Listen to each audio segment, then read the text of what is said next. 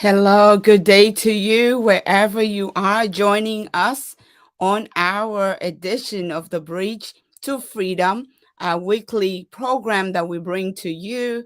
Thank you for joining. Thank you for your feedback. Thank you for those who will join later. Thank you for those who find value in this. I ask that you please share it and let others benefit from whatever is working for you.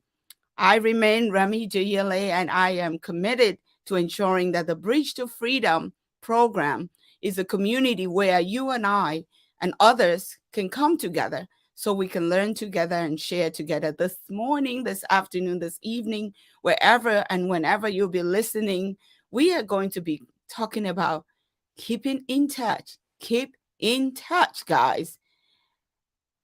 Question for you. When was the last time you had a meaningful conversation with someone? I'll pause for a minute.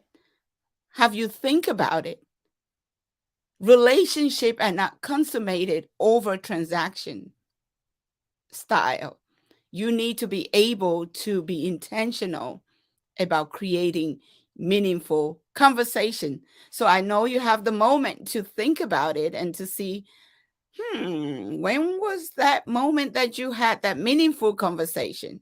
And of course, you're saying it might be hard to remember because nowadays it seems like most of us are always conversational and are either superficial and trying to do so many things and not really taking time to follow up. We talk about the weather or what we've watched on TV or what we had for lunch, but we don't really talk to each other. Yes, it's important to let somebody know they look good, you like their hair and all that good stuff. But there's more to that. There's more to that meaningful conversation because that individual might be willing and looking forward to having a conversation that's real deep, that will be to the core of their need. When you and I don't do that, we deny people of opportunities.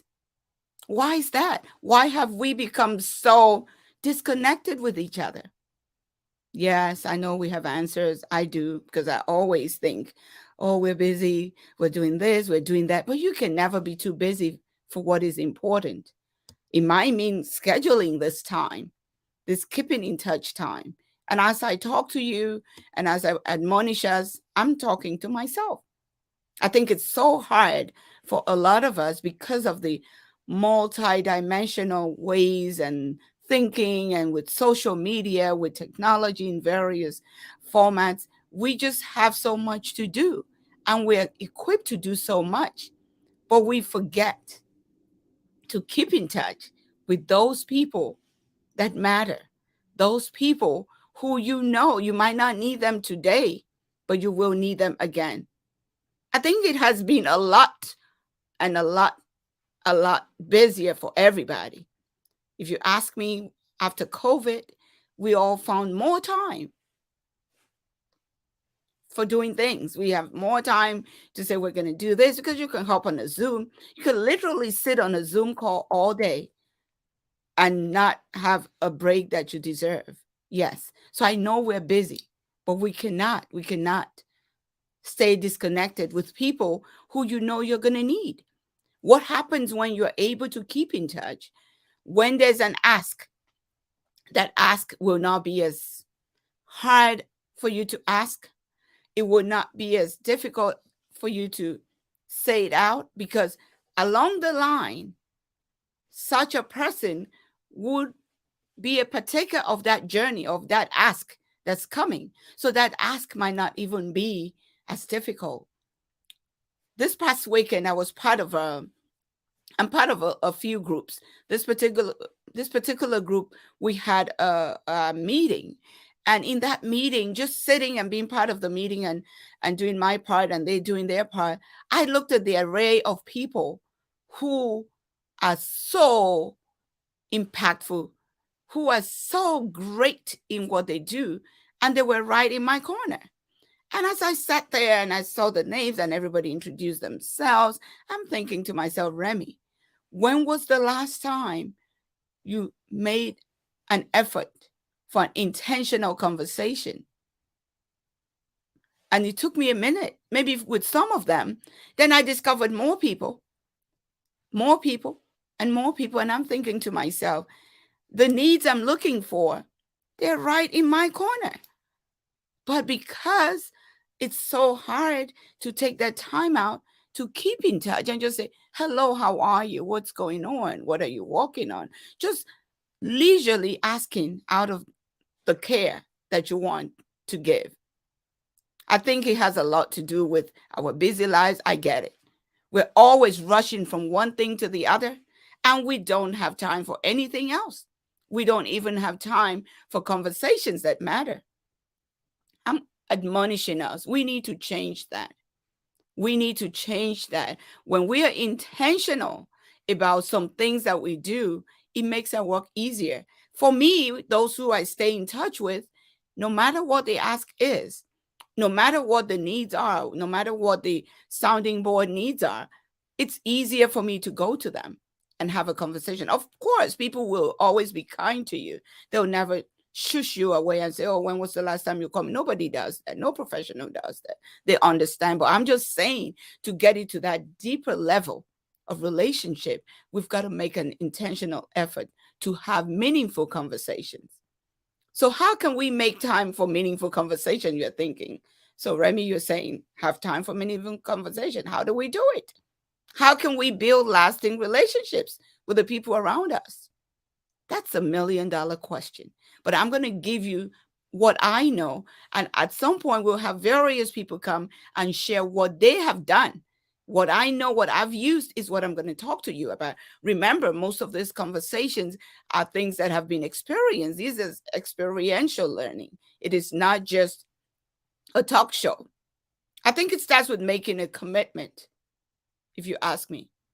Making that commitment with making time for those who matter. And when I say those who matter, it's not about, oh, did they give you money? Did they come to your event?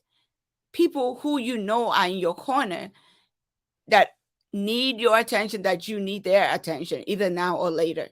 That's what I mean by matter. Matter today could be one thing versus the other. So why staying in touch very important? I'll tell you why. The reason staying in touch is so, so important is because it allows you and I to build a connection with your audience, with people who are looking forward to talking to you, people who are looking forward to having a dialogue with you, who might also think you're busy. But by you making that conscious effort, that creates that connection moment whereby you can look forward to have a conversation. This connection is what will keep them coming back, because you don't want a one and done.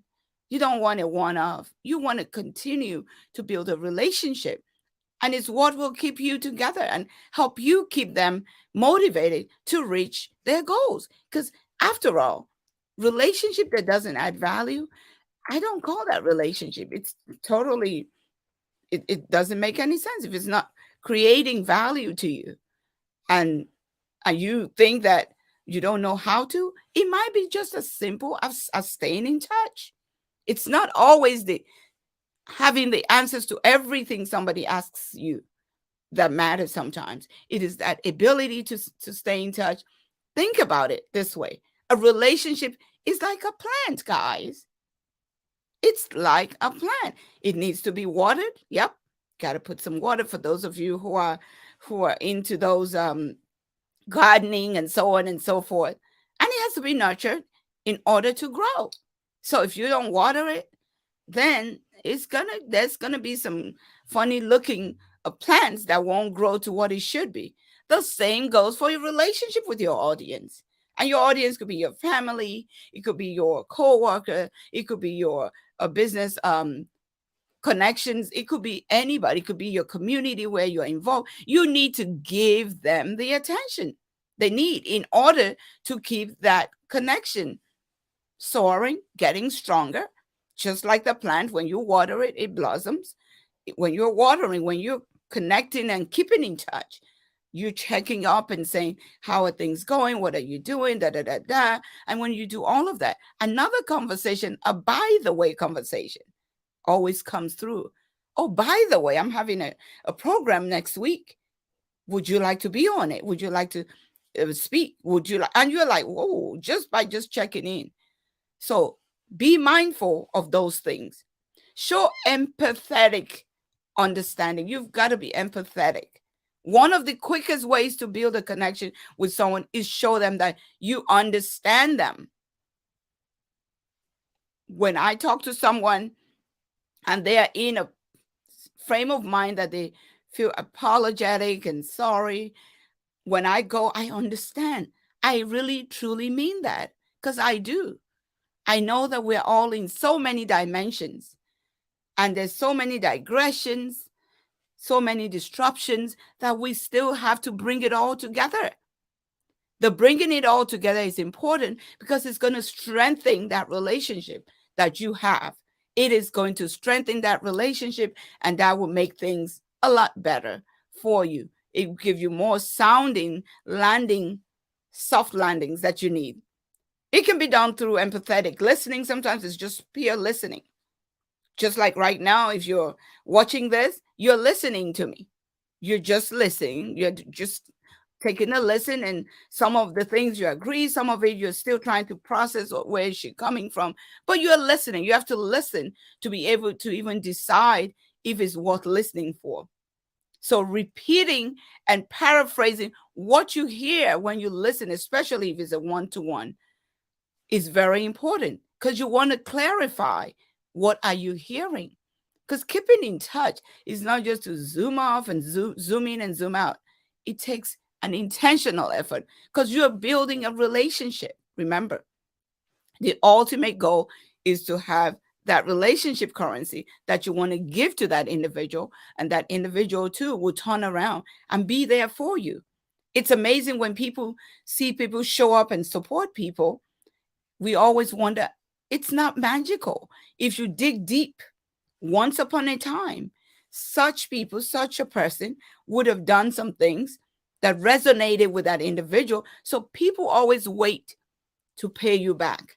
Nobody wants to sit on a favor and the end of the world. No, but the timing has to be right. But I'm saying to you, don't wait till everything is perfect before you reach out. Just keeping in touch. Keeping in touch, checking in and seeing how people are doing, sharing stories that connect. So talking to them, sharing story, maybe do a little bit of what have they been up to lately, and then you can connect from that angle. So you make them matter. You bring them to the conversation as why you called. I'm not talking of the one you call when you need to make an ask. I'm talking about the ones that you need to do to keep in touch. But as you're keeping in touch, you're checking in. When you share stories with whether it be your clients, your colleagues, your friends, your community, and so on, make sure these stories are stories that will connect to them. Make sure they're stories that will connect to them so that there is a value proposition in their mind that will easily make that keep in touch conversation become action that you didn't even plan for. That is how the keeping in touch works. For instance, if you're in a community and they have a meet and greet, or they just have a community day or a Christmas day event, or a Christmas celebration for the kids and so forth, sometimes take time to be there, because that's another opportunity to connect, especially if they're in your neighborhood. These are people that, yes, you live in the same neighborhood, but you don't always have time to check out who is your neighbor. A lot of times we don't know what our neighbors are up to. Sometimes they're the solutions to what you need. You are the solutions to what they need. So the keeping in touch can only happen in positions, being in places where you know that you are all coming together for the purpose of connecting, of sharing. In this case, it could be, come on, let's celebrate the upcoming Christmas with the young people. So you're there, they're having fun. So you're there as an adult, and all of that conversation continues, and you begin to see that, wait a minute, we just hit on a topic, and this topic resonates with all of us. And then you start saying, you know what, I wish we can continue this conversation. Then you start building relationship from just that one. But if you're not in touch, and the keeping in touch is not just on the call, it's being part of some activities that you're already supposed to be part of anyways, you're already supposed to be part of the activities. But because we have this line of, I'm busy, there's too much going on, we hide under that excuse. And I'm guilty. I'm not saying that, I'm not pointing fingers, but I'm saying, let's be conscious. Let's make that conscious effort so that we can learn to be in the presence of one another, finding ways to connect. And you also want to listen with intent. The worst thing to do is when somebody is calling you, or you're calling that somebody, you're doing two or three other things. So you're not able to give them that undivided attention. That's not good. People can tell when you're talking to them and you are also multitasking, we say. That moment for keeping in touch and checking in, make it absolutely dedicated for that few minutes. That is not the time to see your phone ring and you quickly, or you're doing a quick text. That's going to break your concentration. So you want to be able to listen. Finally, you call them. You want to be able to listen with intent. One of the most important aspects of building meaningful conversations with your audience is truly, truly listening to them, because they want you to hear them. And listening with intention means you're actively listening. You're not cutting them off. You're not finishing their sentences for them. You're giving them that moment to be able to say, you know what, I'm here. Let me listen to you. And they're also going to listen to you. When you finish your end of it, they will say, by the way, Debbie, what's going on in your neck of the wood? Just like when you're in a networking setting, you want to listen to people. You want the opportunity to hear what other people have, because that's what's going to make them connect. Everybody wants to talk about themselves. Everybody is doing something or the other. Yes, it's never going to stop. We want to stay busy, but we want to stay intentionally impactful, so that whatever we do, we're doing it with that heart of, you know what, I can take a little, just listening to someone doesn't cost anything. And there's an effective way to show someone that you are really listening is by repeating sometimes what they've said back. Sometimes when I'm talking to people, especially if it's not physical, I make some notes so that, our memories are all not the same. Maybe some things that I can pull out as a way to represent what I've heard. So that makes them feel like, oh, she did listen. And if it's in person too, you try to see, what can you capture? What is that thing that resonates? Or what is that thing that they're repeating that it's still all common thread of you being able to validate that conversation? Engage in meaningful conversation. How do you define a meaningful conversation? What better way to build meaningful relationships than by engaging in meaningful conversation? What are meaningful conversation? I'm not going to sit here and say, here are meaningful conversation. Those genuine conversations that you are just having from the heart of love and care, the heart of compassion. That's what you bring to them. You ensure that you listen intentionally to what others are saying to you. And if you're the one making that initiative to say, I'm calling, or I'm making time, let's keep in touch, let's check in. Some of us say check in, let's check up on ourselves. I'm saying that checkup should be intentional. Yes, you will have ceremonial part of it. You might go eat and do something, but make it meaningful, because they're excited that you showed up, either on the phone or in person. So they're excited that, oh, you're keeping in touch. Maybe they've been longing for this moment where both of you or many of you come together to conversate and talk about things that are meaningful. Then you get there, you give it all of your attention, because it's not every day we do that. The keep in touch is I'm not saying call somebody every week or every other day. No, nobody has time for that. But when you do plan and budget your time for this, you have to engage in meaningful conversation, such as How are you? What's new? Finding out what are you doing? How are things going? How's work? You know your limits with everybody. Tell me what's going on. Make it open-ended. Flow with what they are saying. Make it natural. Don't be scripted, because you're not trying to get something for this keeping in touch moment. That's not the ask moment. No, don't mix it up. If you're the one that initiate that engagement, please don't bring an ask into that conversation.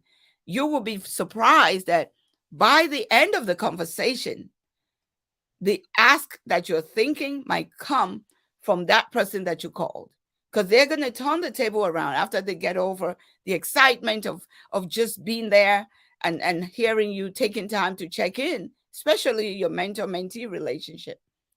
By the time you're done, they're going to turn the table around and check up on you and say, how's it going? What are you doing? And boom, that thing you have in your head that you didn't even want to ask, that solution might be right there. Again, there are strategies to